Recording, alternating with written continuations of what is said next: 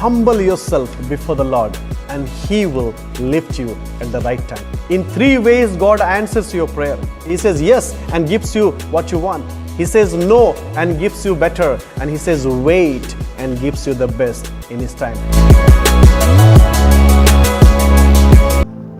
आइए इससे पहले कि हम प्रभु के वचन को सुने, बाइबल को अपने हाथों में ले, मैं साथ बोले, ये मेरी बाइबल है, इसमें जो लिखा वो सत्य है, इसमें जो लिखा वो मैं हूं, इसमें जो लिखा वो मैं कर सकता हूं।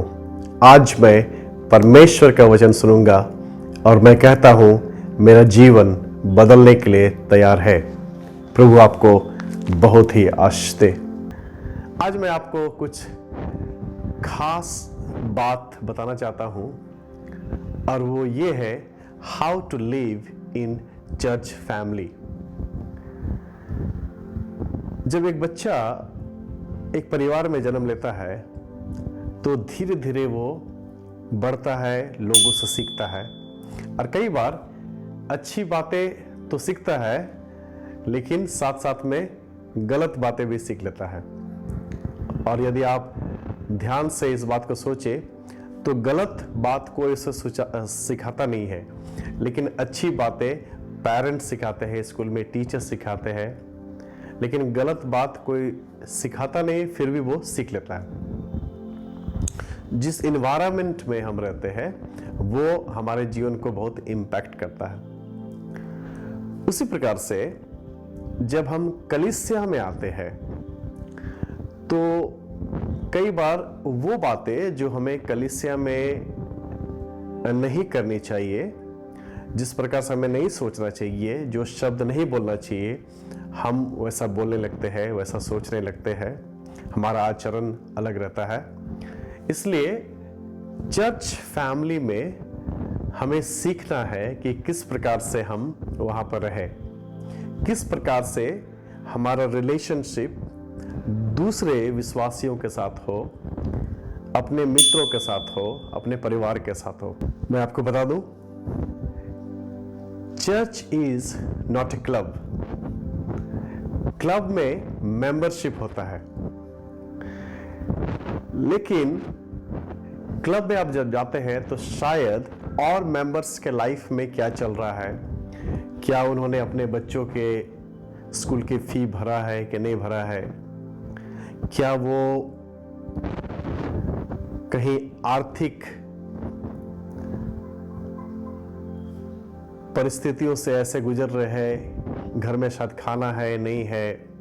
हम क्लब में बहुत लोगों के विषय में नहीं जानते हैं और हमारी तत्परता भी नहीं रहती है कि हम उसके विषय में जानें।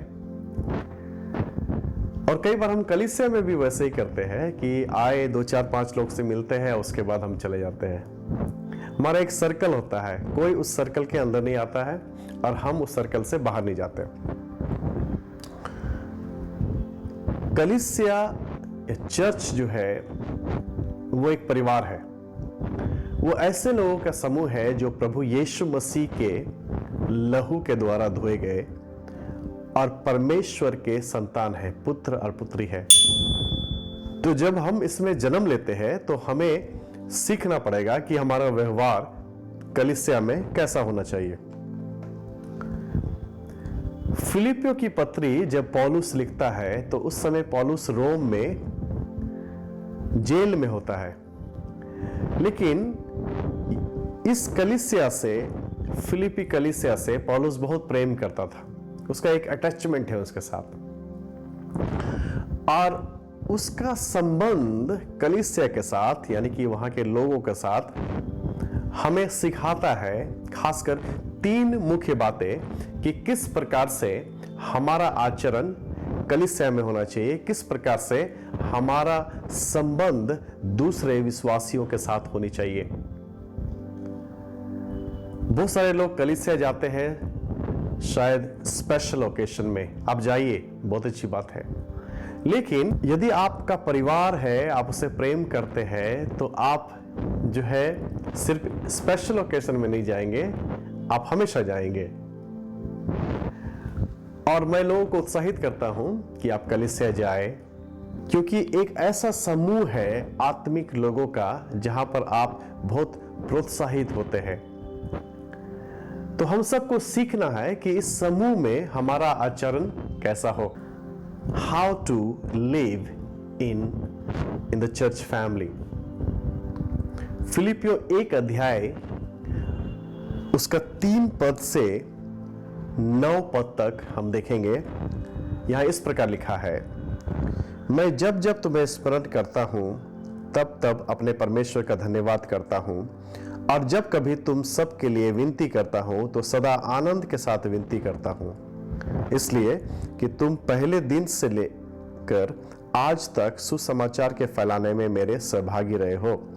मुझे इस बात का भरोसा है कि जिसने तुम में अच्छा काम आरंभ किया वही उसे यीशु मसीह के दिन तक पूरा करेगा।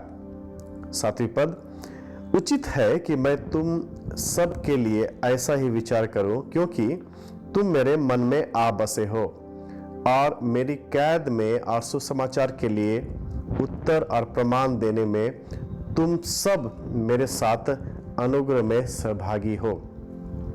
इसमें परमेश्वर मेरा गवाह है कि मैं मसीह यीशु की सी प्रीति करके तुम सबकी लालसा करता हूं। मैं ये प्रार्थना करता हूं कि तुम्हारा प्रेम, ज्ञान और सब प्रकार के विवेक सहित और भी बढ़ता जाए। परमेश्वर उसके वचन पर पढ़ जाने पर आशीष दे। पौलुस सिखाता है और बताता है कि उसका किस प्रकार से संबंध है विश्वासियों के साथ, फिलिप्पी की कलीसिया के विश्वासियों के साथ। सबसे पहली बात वो 3 पद में बोलता है, and that is being in each other's thoughts। एक दूसरे के स्मरण में रहे, एक दूसरे के माइंड में रहे। पौलुस इंग्लिश में बोलता है, you are in my mind when I think of you. Hindi में लिखा है, मैं जब जब तुम्हें स्मरण करता हूं।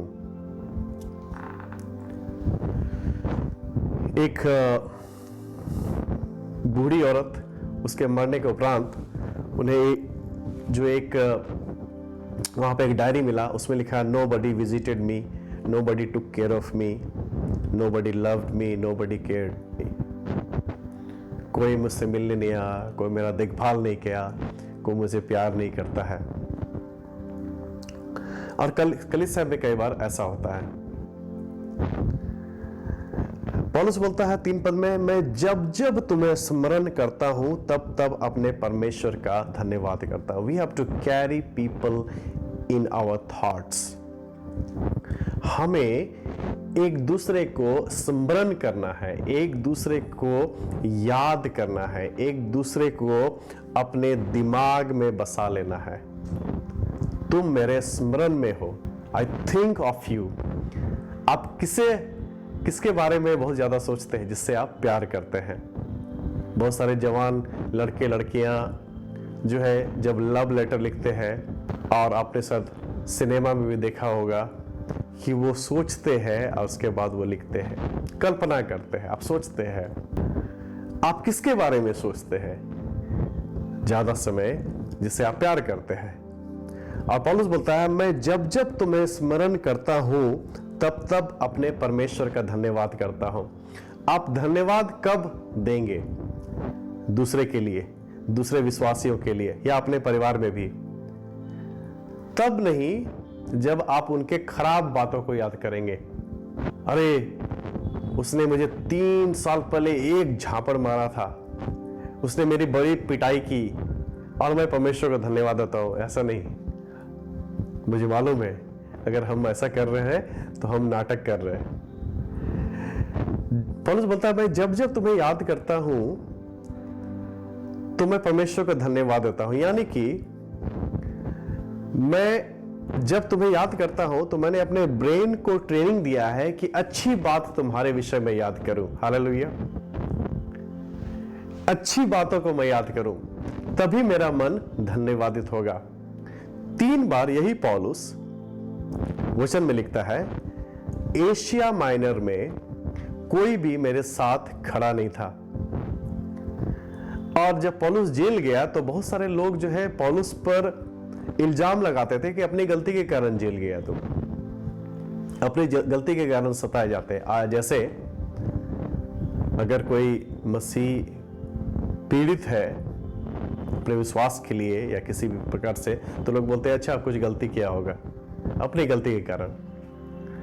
लेकिन पौलुस सारे बातों को भूलकर जब विश्वासियों को याद करता है कलीसिया में, तो वो एक रिलेशनशिप का एक सिद्धांत बता रहा है कि जब आप किसी को याद करते हैं तो अच्छी बातों को याद कीजिए, जब किसी की चर्चा करते हैं तो अच्छी बातों की चर्चा कीजिए, तब आपका मन धन्यवादित होगा। अपने परिवार में, अपने रिश्तों में पति पत्नी के अच्छे बातों को याद कीजिए, पत्नी पति के अच्छे बातों को याद कीजिए, बच्चे माँ बाप के अच्छे बातों को याद करो, तब तुम उनसे प्यार करने लगोगे। लोग जो कलीसिया में है, बिलीवर्स, भेड़, आप अपने चरवाहों के अच्छे बातों को याद कीजिए। चरवाहे, आप भेड़ों के अच्छे बातों को याद कीजिए। हम क्या करते हैं, अपने आप को ट्रेनिंग नहीं देते हैं। We have to discipline our thinking. अपने जो सोच को हमें बदलना है, हमें अपने मन को नया करना है, सोच को नया करना है। जो पहले जैसे सोचते थे हमेशा नेगेटिव, इम्पॉसिबल, ये नहीं हो सकता, वो नहीं हो सकता, तो उसे छोड़ना है। जब भी दूसरों को याद करें तो अच्छी बातें याद करें। ये आपके प्रेम को दिखाएगा। कलीसिया जो है, चर्च जो है, वो एक ऐसा कम्युनिटी है जहां पर लोग एक दूसरे की देखभाल करें, एक दूसरे से प्यार करें। ये नहीं कि आप 5 लोग से जो मिल के आते हैं वही 5 लोग से ही मिलते रहे। दूसरों को भी अपने जीवन में आने दीजिए, ऐसे लोगों को भी विजिट कीजिए, ऐसे लोगों को भी दान दीजिए, ऐसे लोगों की सेवा कीजिए जिन्होंने आपकी सेवा नहीं की है। This is a community of love and care. आप अपने कलीसिया में अपने पादरी के विषय में क्या सोचते हैं, अपने लीडर्स के विषय में क्या सोचते हैं? पौलुस बोलता है, मैं जब जब तुम्हें स्मरण करता हूं तो मैं परमेश्वर को धन्यवाद देता हूं। आज से अपने परिवार में एक दूसरे के बारे में अच्छा सोचिए और तब आप अच्छा बोलेंगे। यदि आप अच्छा नहीं सोचेंगे तो आप अच्छा बोल भी नहीं पाएंगे। ट्रेनिंग दीजिए एक दूसरे को, अपने आप को ट्रेनिंग दीजिए। यदि कोई कलीसिया में नहीं आता है तो उससे मिलने जाइए, कोई बीमार है उससे विजिट कीजिए, अस्पताल में जाइए, देखिए कि क्या हो रहा है, एक दूसरे को केयर करना है। फिर पौलुस बोलता है आगे 7 पद में लिखा हुआ है, उचित है कि मैं तुम सब के लिए ऐसा ही विचार करूं क्योंकि तुम मेरे मन में आ बसे हो और मेरी कैद में और सुसमाचार के लिए उत्तर और प्रमाण देने में तुम सब मेरे साथ अनुग्रह में सहभागी हो।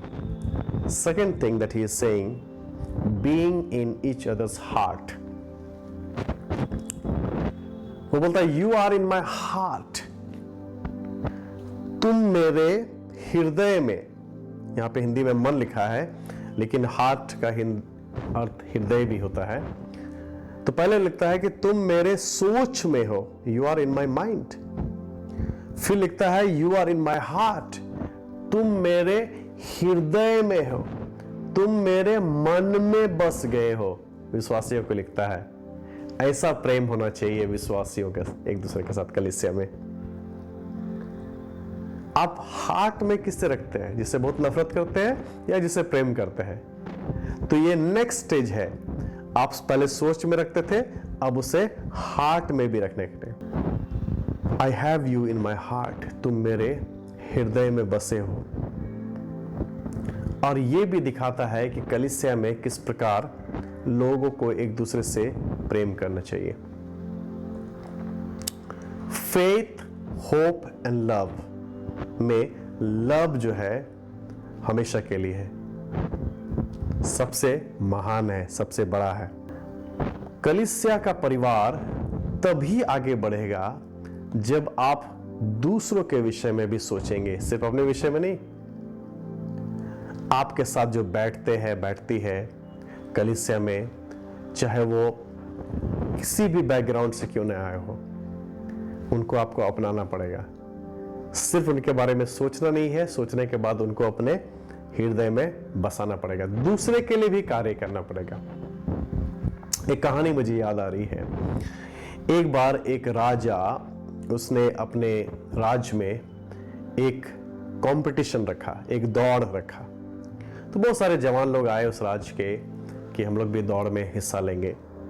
और जब सारे लोग आए, राजा ने कहा कि ठीक है, जो सबसे अच्छा दौड़ेगा उसे चांदी के सिक्के, सोने के सिक्के, एक थैले में जो सोने के सिक्के से भरा हुआ होगा वो मिलेगा, वो गिफ्ट रहेगा, वो रिवार्ड रहेगा, जो सबसे अच्छा दौड़ेगा। निर्धारित समय में सब दौड़ने लगे। जब वो दौड़ रहे थे तो रास्ता में उन्होंने देखा कि बहुत सारे पत्थर रखे हुए हैं। तो वो किसी तरह से पत्थर को लांग कर, साइड से निकल कर, जैसे तैसे सब लोग जो है पार हो गए और राजा दूसरी तरफ इंतजार कर रहा था। वहां तक पहुंच गए। और जब वहां तक पहुंचे तो फिर भी राजा इंतजार कर रहा है।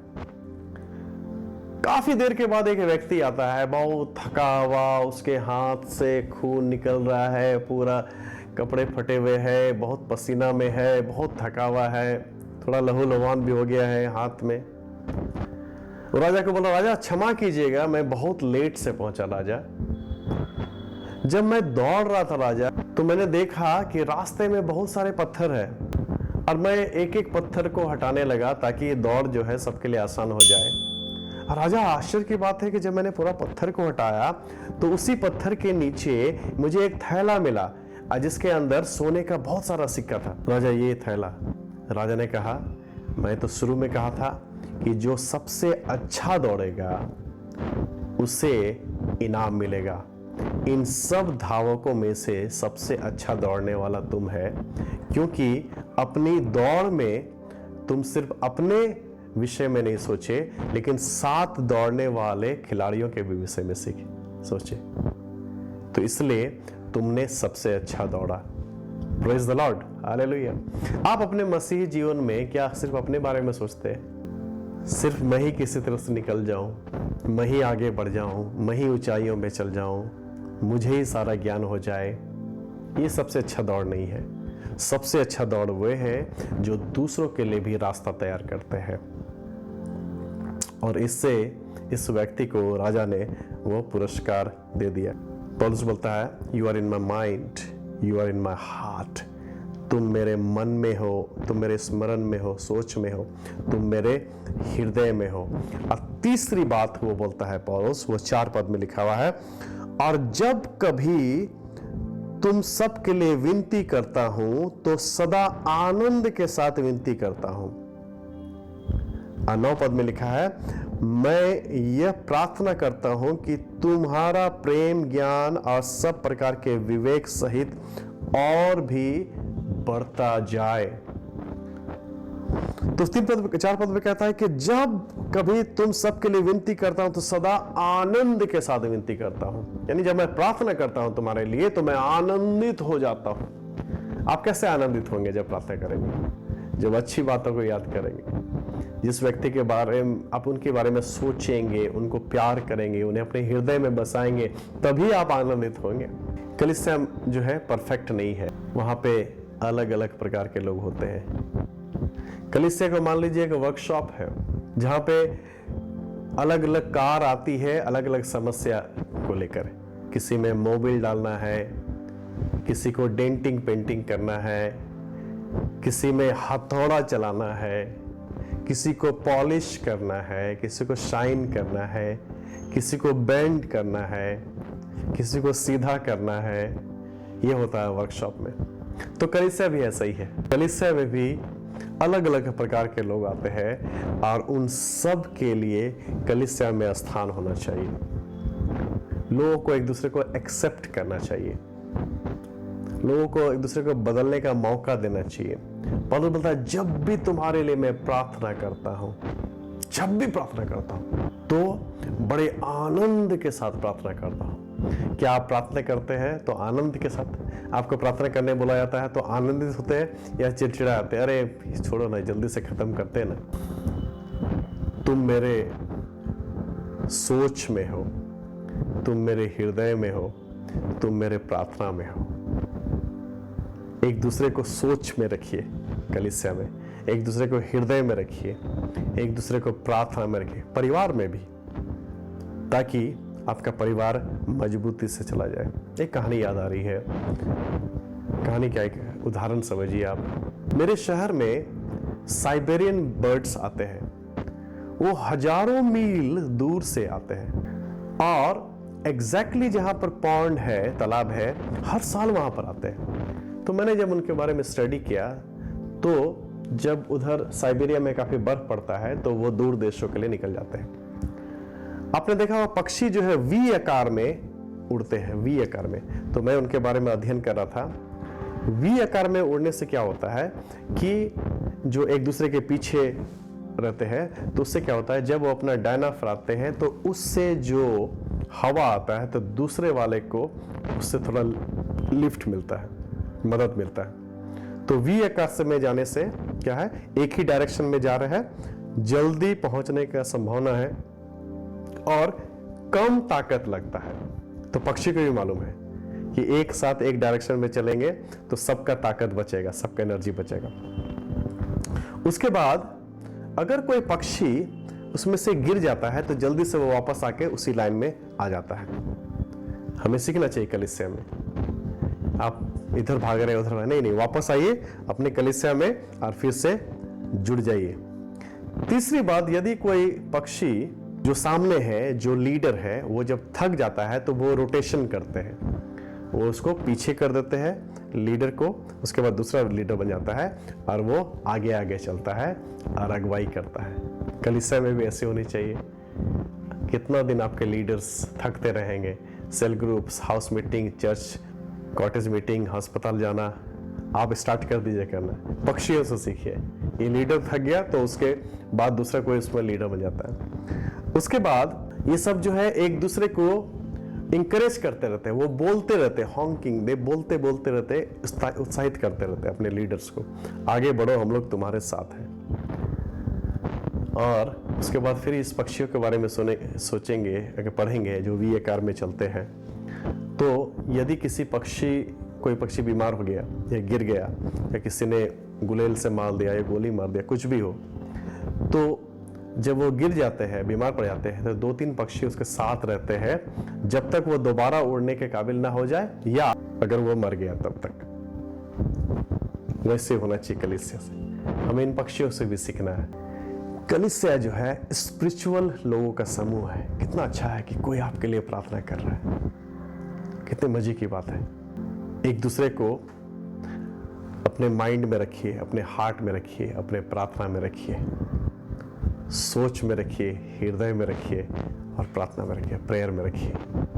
आपका रिलेशनशिप अच्छा हो जाएगा, आपके परिवार में और आपके कलीसिया में भी। परमेश्वर आपको बहुत आयत से आशीष दे।